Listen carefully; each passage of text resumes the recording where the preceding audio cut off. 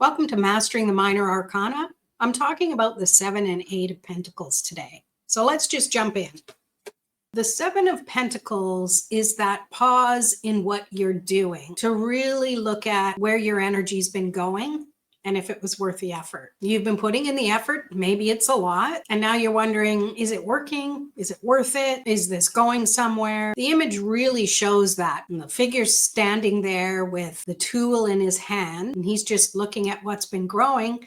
He doesn't look too happy about it, but depending on the cards around this, when you're doing a reading, you'll be able to determine what the message is from there. But overall, this isn't a moment of taking action. This is about taking stock, taking inventory of what you've created and accomplished so far. Is it worth your effort? Is the yield worth all of the hard work? This card is related to the zodiac sign of Taurus, and the planetary influence is Saturn, which adds that sense of commitment and long-term focus. So it's really saying, does the effort pay off? And we should always stop and take inventory of what we're doing to make sure it's aligned and we're doing things in the right way. Maybe we need to recalibrate. Are you pouring your energy into something that you no longer want to do, or that it's actually giving you anything in return? So he's just leaning on this tool and just observing the fruits of his labor. It's not laziness, it's reflection. They're taking stock. The shadow side of the 7 of Pentacles is that you keep going because you've already put so much effort into it. You feel like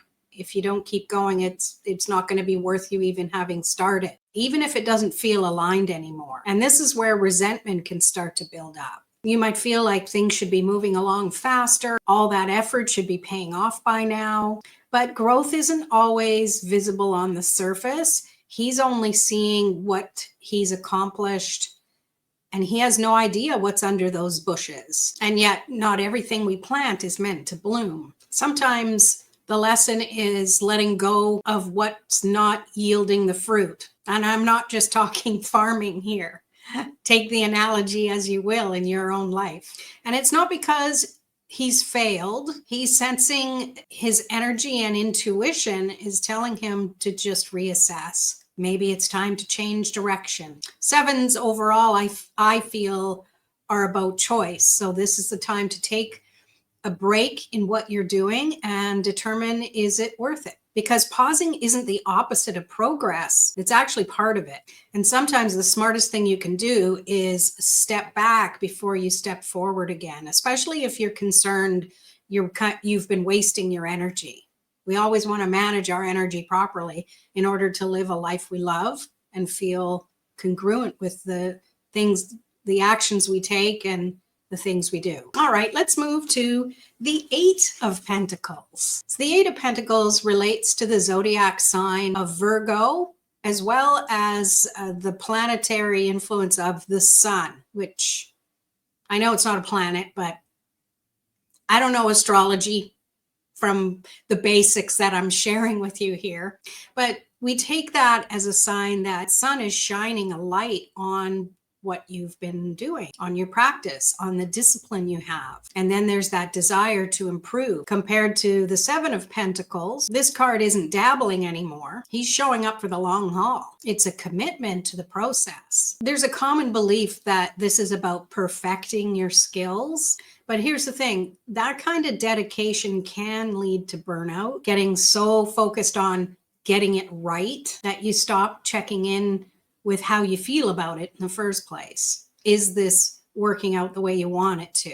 And the thing is, perfectionism can look a lot like productivity, but usually the joy is drained out of it. So it's time to reassess and reconnect with why you're doing something in the first place. This really goes along with that 7 of Pentacles. So if you happen to have the 7 and 8 Pentacles in a reading, that's something to really be aware of.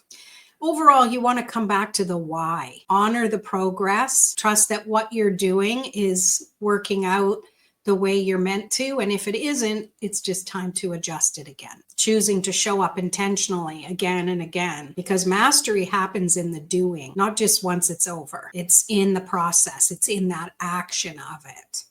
So I want to give you the password for the play sheets. If you're new to Master the Minor Arcana, I have free play sheets that go along with each one of these cards. And the password for the 7 and 8 of Pentacles is Thrive.